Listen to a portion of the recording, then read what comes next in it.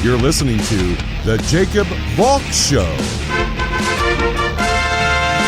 He's breaking down the latest and greatest in sports as only he can. Follow him on Twitter at RealJacobValk. Here he is, Jacob Valk. Hello,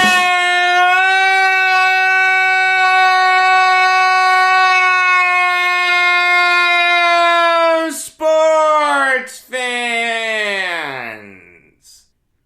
Welcome to another edition of the Jacob Valk Show. I am the Jacob Valk, and I have to start by breaking down the Stanley Cup Playoffs. I'm going to recap the 4 excellent playoff games that we saw over the weekend, and I'm going to preview Game 2 of Bruins Capitals. I'm not going to preview Predators Hurricanes. I'm not going to preview Blues Avalanche, because I basically did that on Friday. What I'd say today about those series would be very similar to what I said on Friday. I don't want to repeat myself, so I'll go in chronological order in recapping the 4 playoff games that are in the books. I will start with Bruins Capitals. An incredibly physical game. You knew it was going to be physical. I don't think you expected it to be that physical. I know the game went into overtime, but still, there were 92 total hits in that game.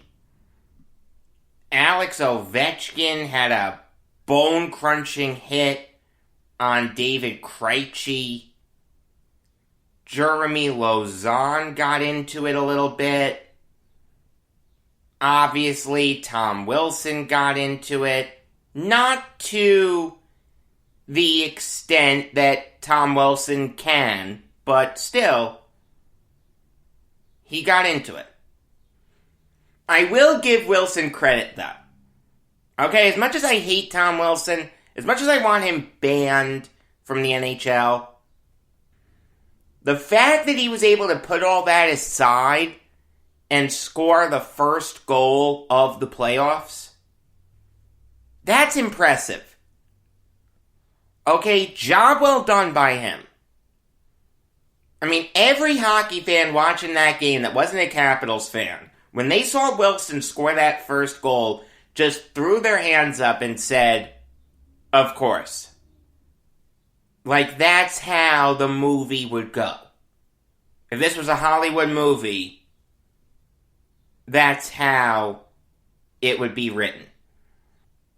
Then something interesting happened. The Bruins tied the game up, but Vitek Vanacek got hurt. Basically what happened was he did the splits to try to stop Jake DeBrusk's shot. It didn't work, and he ended up pulling something. Now you may be thinking, oh, that's okay. You have Ilya Samsonov, he's a good backup. Blah, blah, blah. No, Samsonov was in the COVID-19 protocol. He was scratched. The backup was Craig Anderson, a guy who only started 2 games this year. 2 games! He hasn't played in a playoff game since 2017. It's almost as bad as the Islanders needing to put Corey Schneider in. Thank God that didn't happen. I mean, you could hear the Capitals fans saying, Oh, woe is me. We need to put in Craig Anderson. No one wants to see this guy. It's bad enough that he's the backup. Now we actually have to put him in. The Bruins are gonna run away with this game. No. Anderson stepped up. He made 21 saves. I mean, the one goal he gave up was a power play goal. That's forgivable. If you can stop 21 shots against this great Bruins offense, when you're coming in cold, no one expects you to see the ice for a second, let alone the vast majority of the game. To make 21 saves is impressive. In fact, Vanacek is still day-to-day.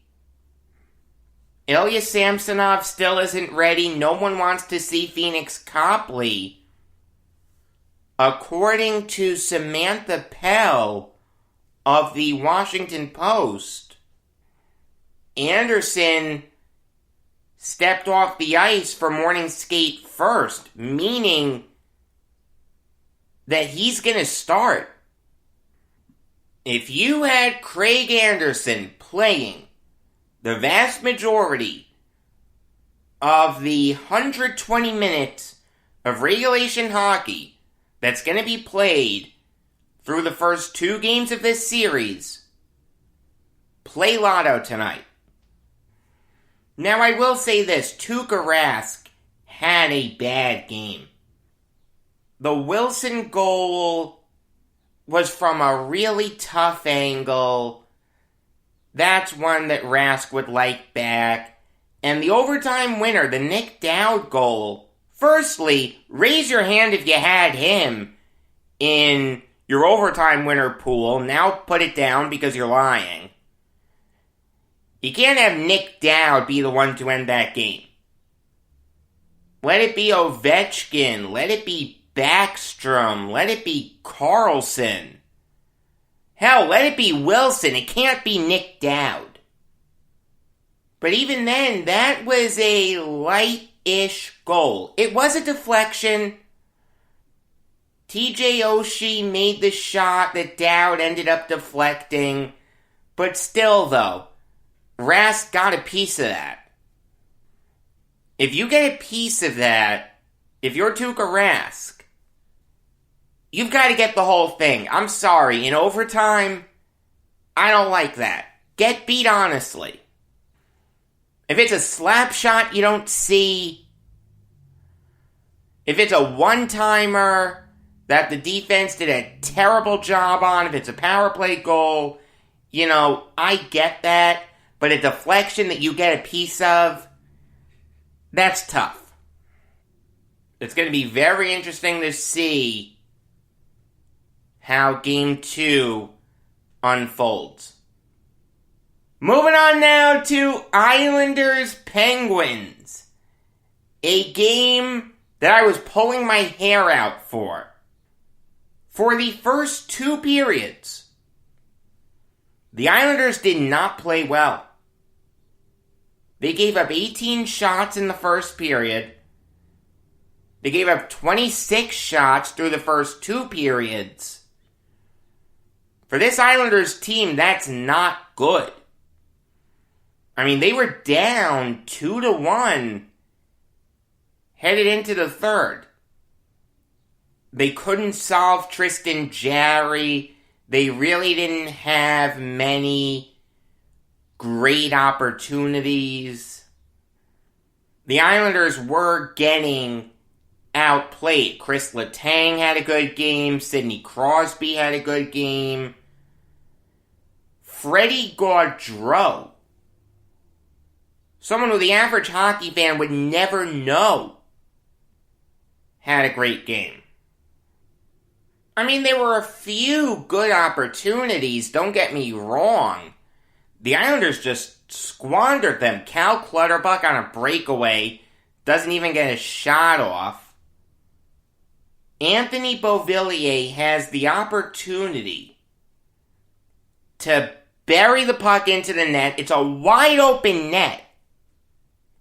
Jarry's out of position. It's a big 4x6 opening, and Beauvillier just fanned on it. Brock Nelson got stuffed by Jarry. The Islanders had a few opportunities. They just weren't plentiful. They were getting outplayed. Then the third period happened. And the Islanders flipped the switch. J.G. Pageau caught the Penguins on a really bad change. Tied the game at 2. And then with like 4 minutes left in the game, Brock Nelson gives the Islanders the lead. Shot it through Letang's legs. He played it perfectly. It was just a great shot by Nelson. And I'm jumping up and down at this point. Under 5 minutes left, Barry Trotz's coach team, there's no way that the Islanders are going to give up another goal. The Islanders are going to win this game. 30 seconds later, Kasperi Kapanen. Oh, did that tick me off. Let me tell you, I was cursing Ilya Sorokin's name. Let me just say this about Sorokin. I feel like he's a little overrated. I'm not saying he's bad. He's not a bad goalie. He's a good goalie, good backup. There's a role for him in the league. But I don't think he's one of the best backups in the league.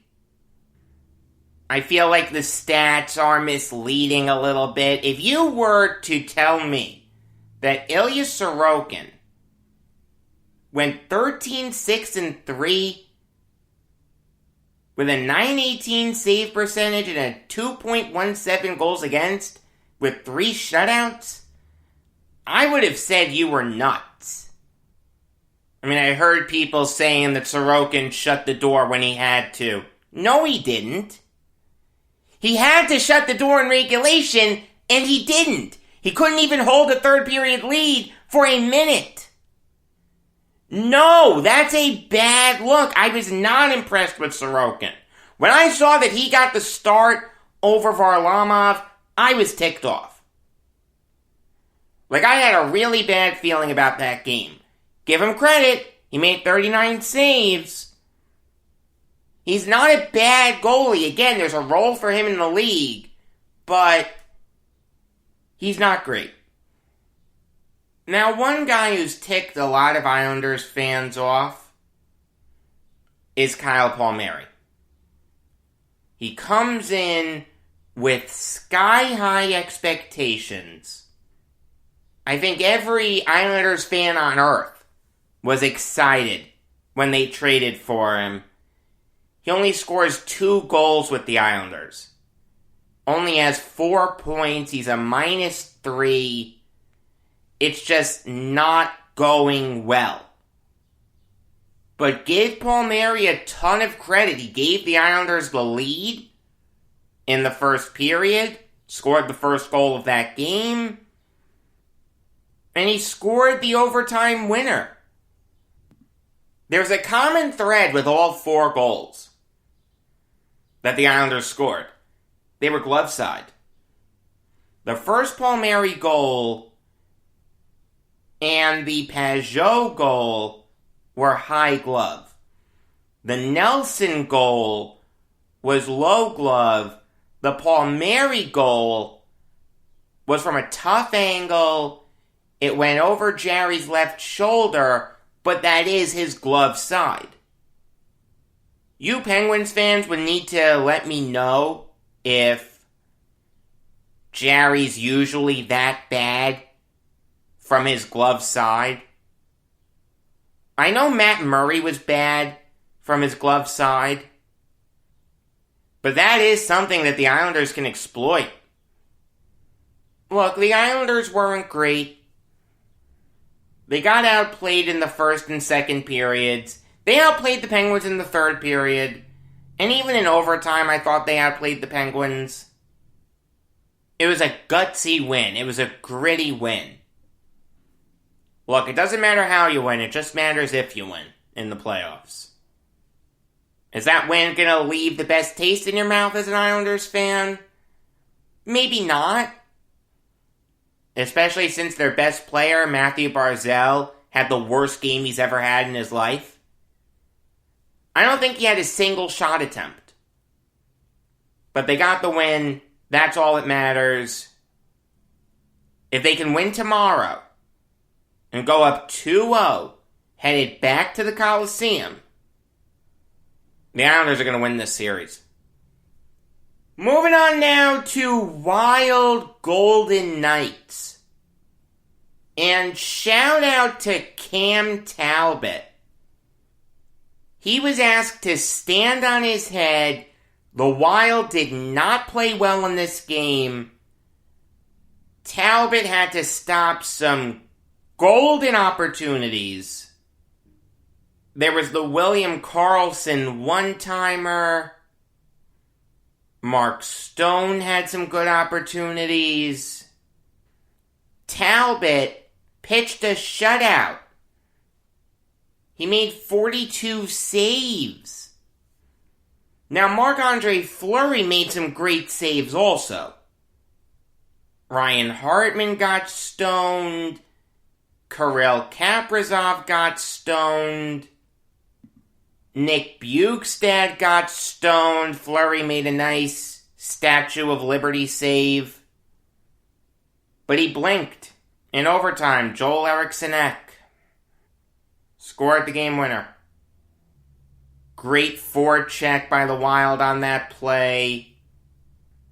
Fantastic pass by Greenway to set that up. Let me tell you, that was one of those games where you didn't want either team to lose. Now, this was another incredibly physical game. The Golden Knights had 57 hits. The Wild had 71. That's a total of 128. And let me just say, the referees were letting these guys play. In all of these games, you've seen the referees let these guys play. Some people get upset over that. I don't mind it. My rule is, in the playoffs, unless it's egregious, don't call it. I thought Wes McCauley had a good game. I like McCauley. Probably a future Hall of Famer. But now it's time to talk about probably the most exciting game that we saw over the weekend. A game that had the most goals out of any playoff game. It's kind of funny. The three other games had a combined 14 goals scored. This game had 9. More than half. And it was a late game too, so if you spent your entire Sunday watching hockey, A, God bless you, but B, maybe just maybe you were out of it by then, you sat through 2 overtime games, you may not want to see a third game. No, if you were watching this game, you were into it. Of course, I'm talking about Lightning Panthers. An incredibly chippy game. There were scrums after every whistle. I guarantee you're going to see at least one fight in this series before it's over. The NHL usually doesn't like fights in the playoffs. No, you're going to see one here. This is a rivalry series. The battle for Florida hockey supremacy. The first time that these two teams have ever gone at it in the playoffs. I mean, there were 34 34 combined penalty minutes in this game. That's a lot for a playoff game. I just spoke about letting these guys play in the playoffs. You can't do that in this series. I don't know who's going to referee game 2, but those two guys need to call a very, very tight game. But this game went back and forth and back and forth. You had a power play goal overturned because Sam Bennett supposedly interfered with Andrei Vasilevsky. I didn't think he did. But then right after that, Blake Coleman scored a shorty that sucked all the air out of the BB&T Center. Then 2 minutes later, Alexander Barkov got the crowd back into it. Carter Verhaeghe, the Lightning cast-off, scored the go-ahead goal in the first period. Made it 2-1 Panthers after 1. That crowd was rocking at that point. There were 9,646 people in that arena. It looked like a lot more on TV. I'm sure it felt like a lot more if you were there.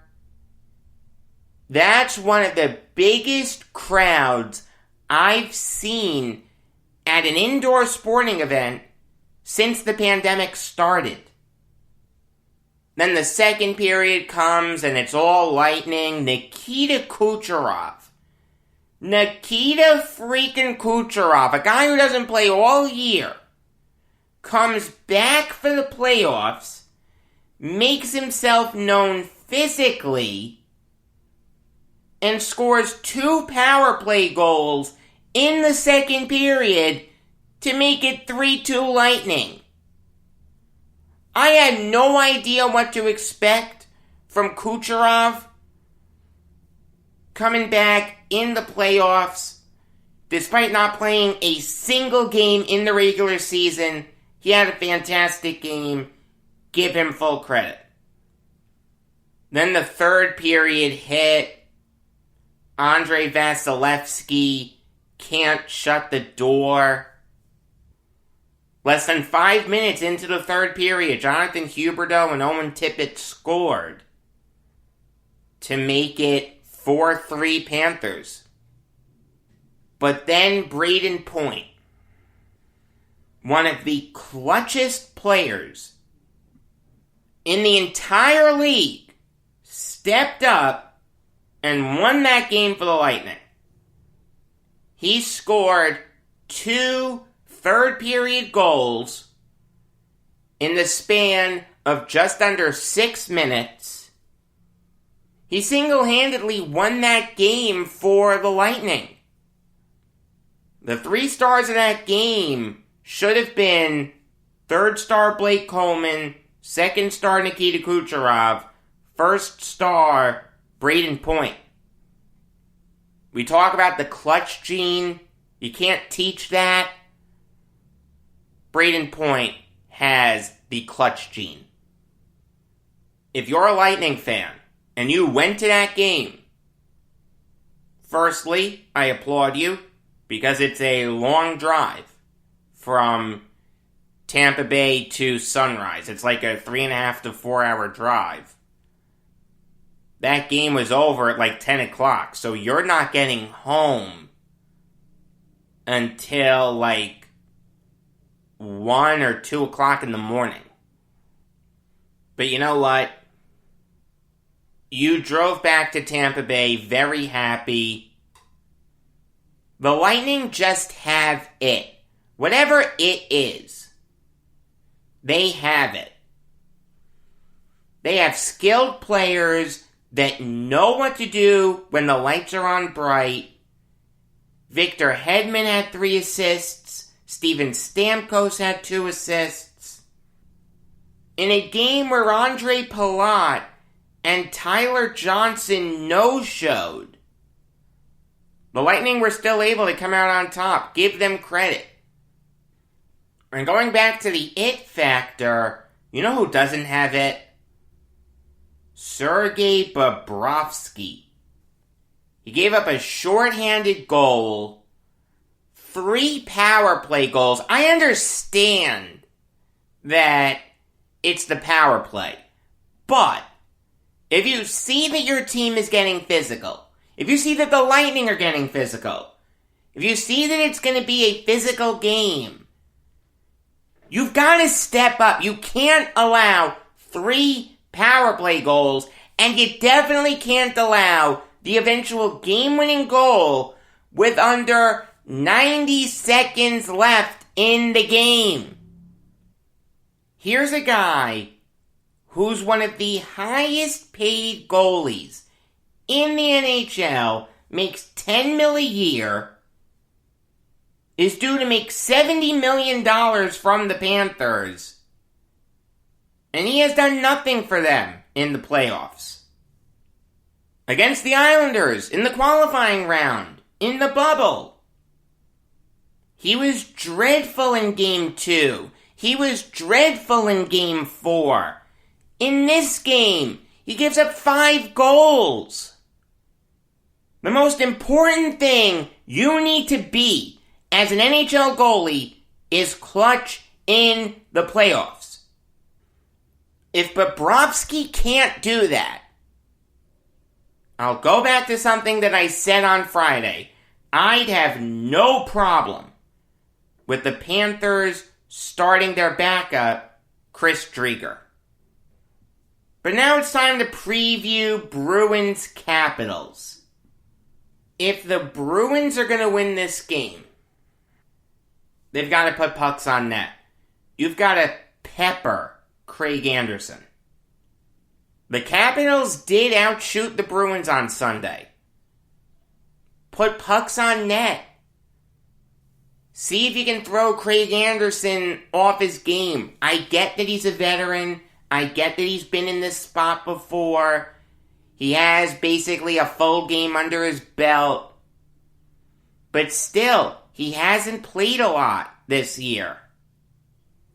If you get like 35 shots on net, I think that bodes really well for you if you're the Bruins. On the flip side of that coin, if the Capitals are going to win, they need to get out of the first period with a lead. They've got to force bad shots, and they've got to ease the burden off of Craig Anderson. If you can have the lead after 1, Anderson will have 20 minutes to get his feet under him. He'll have played a full playoff game by that point. The butterflies in his stomach will go away. The Bruins are going to get their opportunities. They're too good. They're not going to have just 20 shots on net for the whole game. So what you've got to do is force bad shots. Make the shots come from the outside. Make the shots come from the point. If you've got a guy like Brad Marchand crashing the front of the net, you've got to move him. You've got to pester him. You've got to do something to make his life very difficult. Another thing is to keep the puck in the Bruins zone for as long as possible. The Capitals can run a simplistic offense. The way that Ovechkin is playing this year is if he gets the puck in the left face-off circle, he'll score.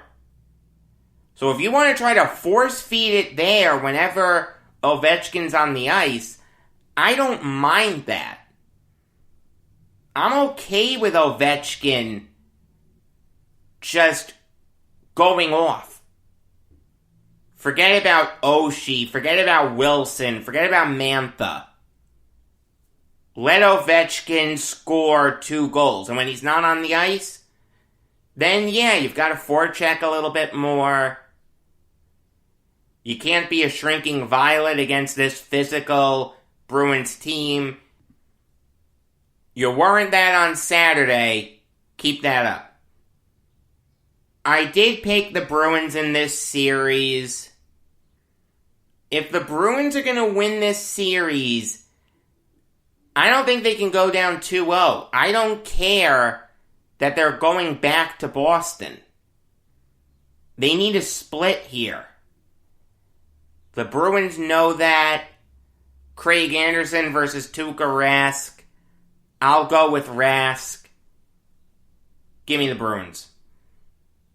Alright, now I'll give you some NBA Valk talk. And I'm just gonna focus on the Basketball Hall of Fame. Okay? That's it. Am I gonna talk about the play-in games? Yes. Obviously. But not today. I'm going to talk about the Basketball Hall of Fame today. And then tomorrow, I'll talk about the 2 Eastern Conference play-in games. Then on Wednesday, I'll recap those, and I'll talk about the 2 Western Conference play-in games. The NBA did mess me up a little bit. The last play-in game is on Friday. So until Friday night, we're not going to know all 16 teams in the playoffs. As you know, I love previewing these series. I'd love to do it on a regular episode of the Jacob Valk Show, but I can't do that. So what I'm going to do is Saturday at high noon, I'm going to give you an NBA conference quarterfinals preview. I think that's the best way to do it. What I haven't figured out is what I'm going to do in terms of watching these games. I know I have this issue every year. We all do, as sports fans, but I still haven't figured it out. I mean, realize you've got baseball kicking in a high gear, you've got the Stanley Cup Playoffs underway, and you've got the NBA playoffs underway. A lot of people say, oh, just watch your favorite team. Okay, but then most nights I'm not watching any playoffs. I'll watch the Yankees in that case, and then when the game is over, I'll flip on the playoffs.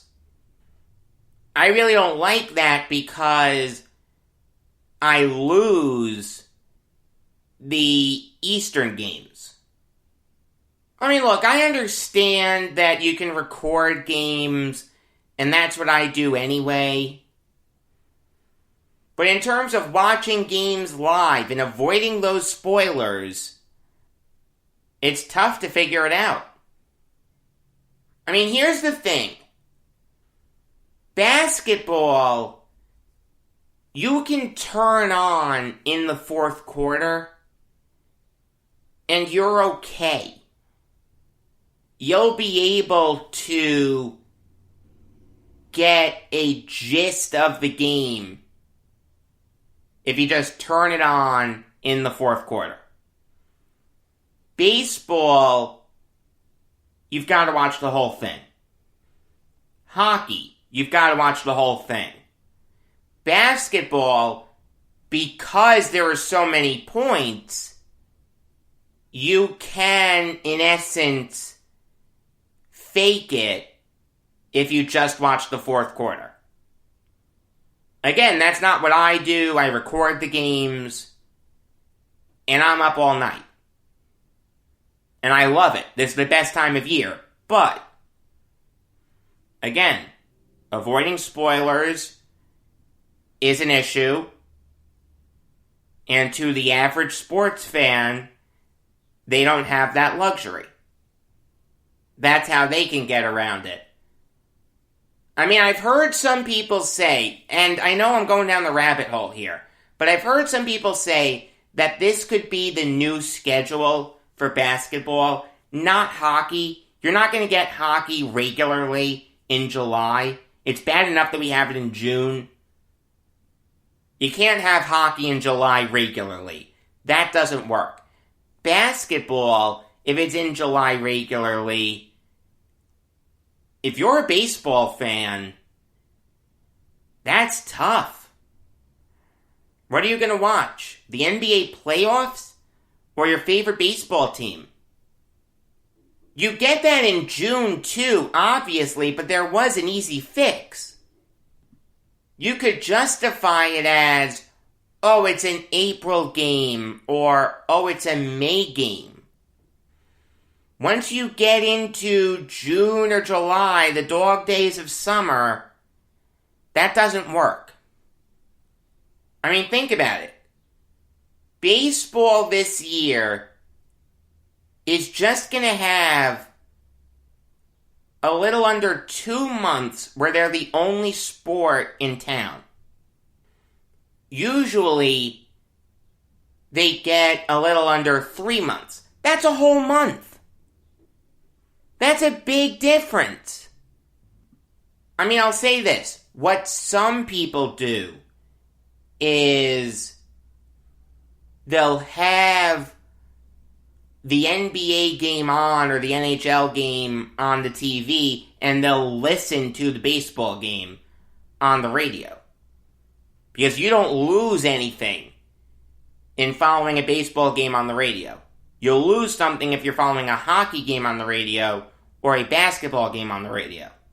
Baseball's the only sport where you can listen to it on the radio and not lose anything. You can also study the box score the next day and get a general feel for what happened. Do you lose something? Absolutely. But it can be done. It's tough. It's very, very tough because my dad's a huge Yankees fan. He's not a big basketball fan.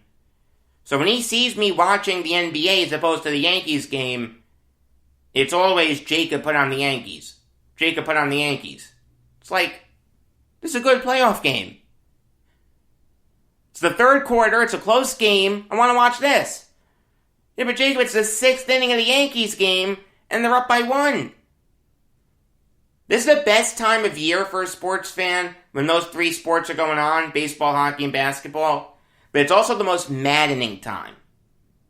Because you need to seriously structure your time. I mean, take today, for example. Today there are 3 Stanley Cup Playoff games, and Gerrit Cole is on the mound. When Gerrit Cole is on TV, it is must-watch TV.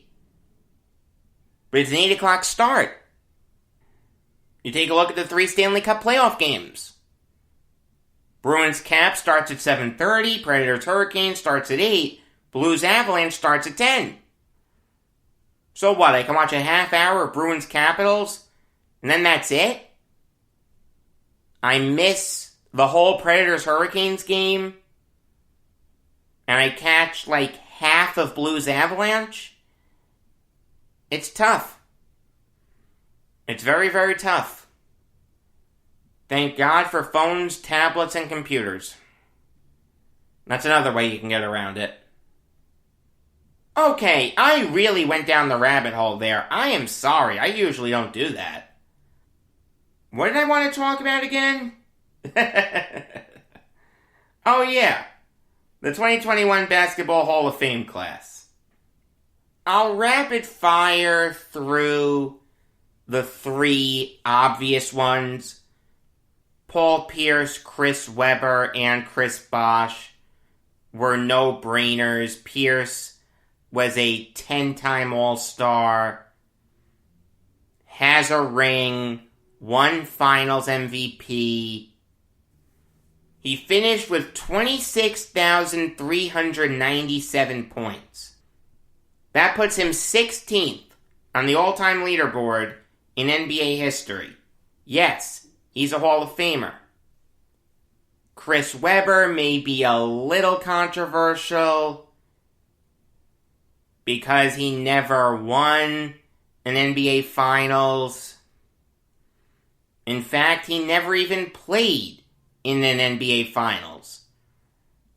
The closest that he got was 2002, where the Kings got screwed out of facing the Nets. The officiating was terrible in that series. And if the Kings had faced the Nets would have won. So look, that is a knock on Webber, but he was a 5-time All-Star, made 5 All-NBA teams, dominant rebounder, great defender, finished with 17,182 points. That puts him 96th on the all-time leaderboard. He's ahead of Hall of Famers like James Worthy, Joe Dumars, Bob Cousy, and Grant Hill. Yeah, Webber's a Hall of Famer. Right above him on the all-time leaderboard for points is Chris Bosh. 11-time All-Star, won 2 rings, made 4 NBA Finals. The knock on him is that he was the third banana for those Miami Heat teams, and there's no question that he was. But the Hall of Fame likes rings. There are a lot of third and fourth bananas on title-winning teams that are in the Hall of Fame. You think about guys like the Joneses, Casey and Sam, Tom Heinsohn, the 73 Knicks. Bill Bradley was the third banana. He's in the Hall of Fame. Earl Monroe was the fourth banana. He's in the Hall of Fame. Willis Reed was the fifth banana. He's in the Hall of Fame. Bosh should be in the Hall of Fame. If all those guys are in the Hall of Fame, Bosh needs to be in the Hall of Fame. And I don't have too much of a problem with those guys being in the Hall of Fame. Ben Wallace got into the Hall of Fame. I don't think he should have gotten in. I understand that for like a 7-year stretch, he was the best defensive center in the league. I get that. But does defense alone get you in the Hall of Fame? If defense alone gets you in the Hall of Fame, then T.R. Dunn has a great argument to get into the Hall of Fame. Avery Bradley has a good argument to get into the Hall of Fame. I mean, Wallace finished his career with 5.7 points per game, 9.6 rebounds per game. That's not Hall of Fame. Who's next? Mark Eaton? We're going to put Mark Eaton in the Hall of Fame? Let me tell you, Mark Eaton was just as good defensively as Wallace, if not better. I mean, look, Dennis Rodman is in the Hall of Fame. And the argument that some people have thrown out is that if Dennis Rodman is in the Hall of Fame, Ben Wallace should be in the Hall of Fame. There's a difference, though. Dennis Rodman won 5 NBA titles. Dennis Rodman has the better stats. 7.3 points per game, 13.1 rebounds per game. The 7 points per game I don't like, but the 13 rebounds, that's impressive. And the 5 rings, again, third banana. You get into the Hall of Fame because of that. Ben Wallace has 1 NBA title. I don't want to say the only reason they won that series was because that Lakers team was dysfunctional, but that is part of the reason why they won. That Lakers team was a better team on paper. You gotta realize that was Phil Jackson's last year as Lakers coach, at least for his first tenure with the Lakers. He would come back, we all know that. That was Shaq's last year with the Lakers. It was dysfunctional. It's well known that it was dysfunctional. The Pistons took advantage of it. They won in 5 games. Give them credit, they got the ring.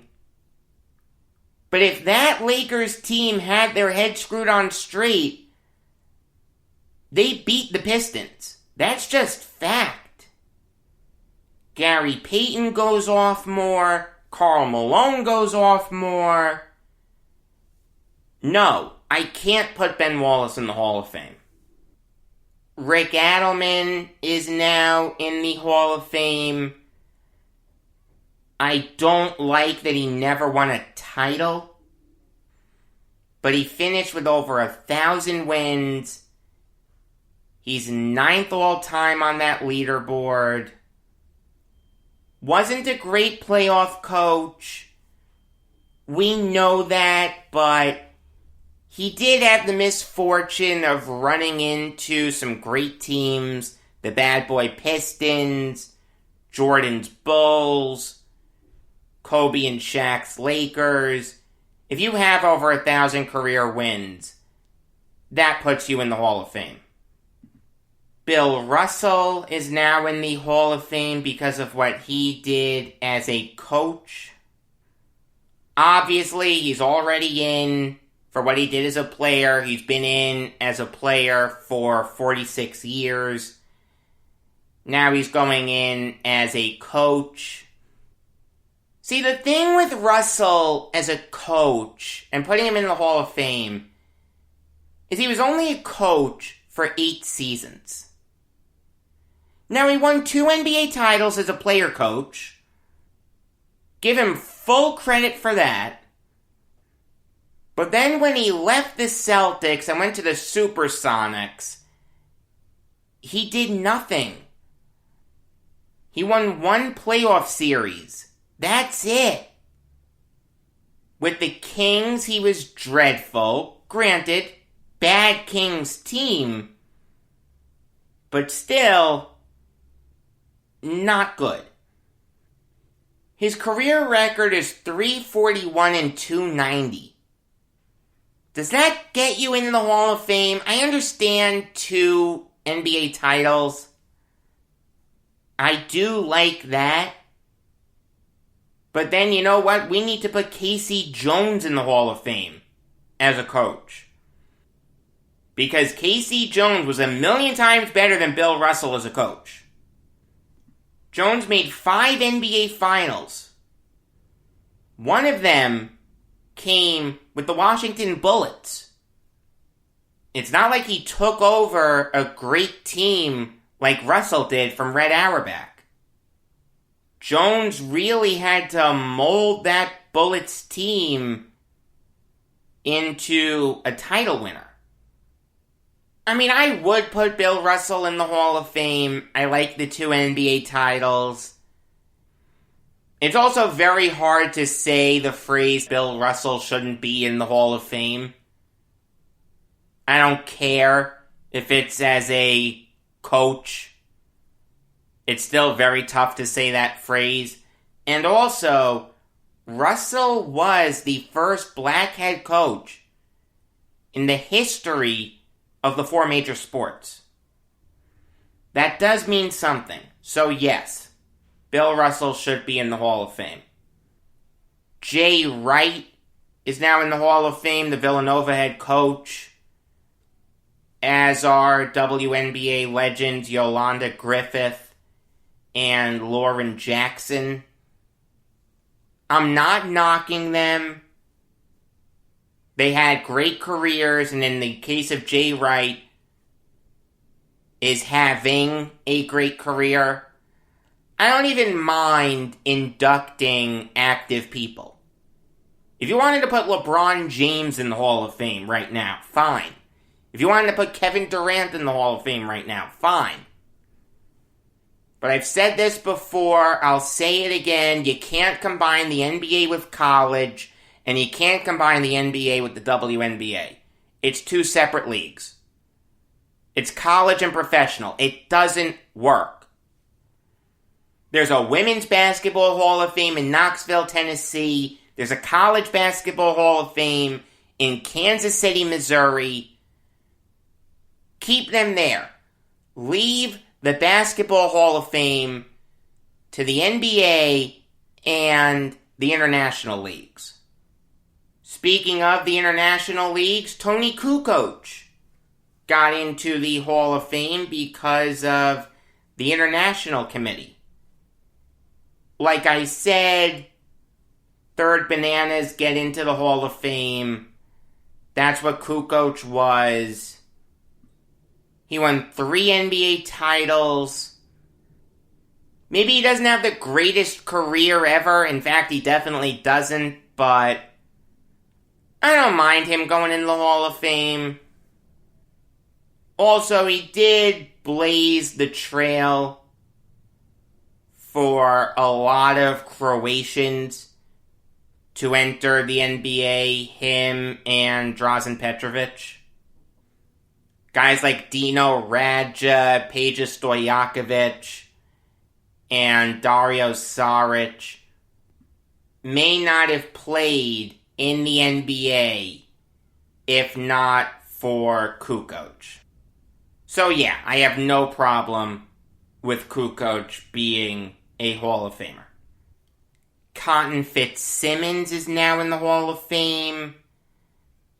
That's another tough one. Fitzsimmons has no playoff success, none whatsoever. Adelman made 2 NBA Finals. Fitzsimmons didn't. He made a few Western Conference Finals. He just always lost. I mean, he has 832 career wins. That's 16th all time. That's more than Red Holtzman. That's more than Chuck Daly. That's more than Rudy Tomjanovich. It's more than Alex Hannum. And all those guys are in the Hall of Fame. But those guys won titles. Fitzsimmons didn't. I mean, Fitzsimmons is borderline. He really is. I'd probably say no, because he really doesn't have the regular season success to make it so I can overlook his lack of playoff success. I'm not going to bang tables over it. Fitzsimmons did have a really good career, but I feel like now we've opened up the door to a lot of borderline Hall of Famers getting in. Is Flip Saunders a Hall of Famer? Is John McLeod a Hall of Famer? Is Gene Shue a Hall of Famer? I feel like we need to answer those questions now. The one guy who I'm really happy to see in is Bob Dandridge. Dandridge is one of the most underrated players in NBA history. Had a great career for the Bucks. Made 4 All-Star teams. Won 2 NBA titles. Was an integral part of those teams. He was a really good defender. In fact, Bill Simmons, in his book of basketball, where he did his pyramid of the Basketball Hall of Fame, he put Dandridge in the Hall of Fame. I agree with Simmons 100%. Bob Dandridge is a Hall of Famer. I'm going to skip over the other inductees. Val Ackerman, I told you what I think of putting WNBAers in with NBAers. Howard Garfinkel, I don't know enough about. Fats Jenkins, I don't know enough about. Pearl Moore. Again, to combine women with men is ridiculous. This is going to come off as sexist, but it's the truth. Men's basketball is better than women's basketball. I'm sorry, it just is.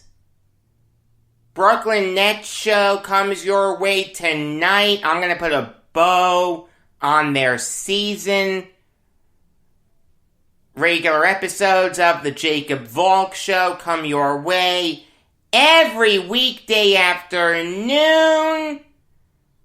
Until next time, I am Jacob Valk saying that I'd carry Aaron Hicks on my back all the way to New York and drop him off at home plate if it meant that the Yankees would trade him.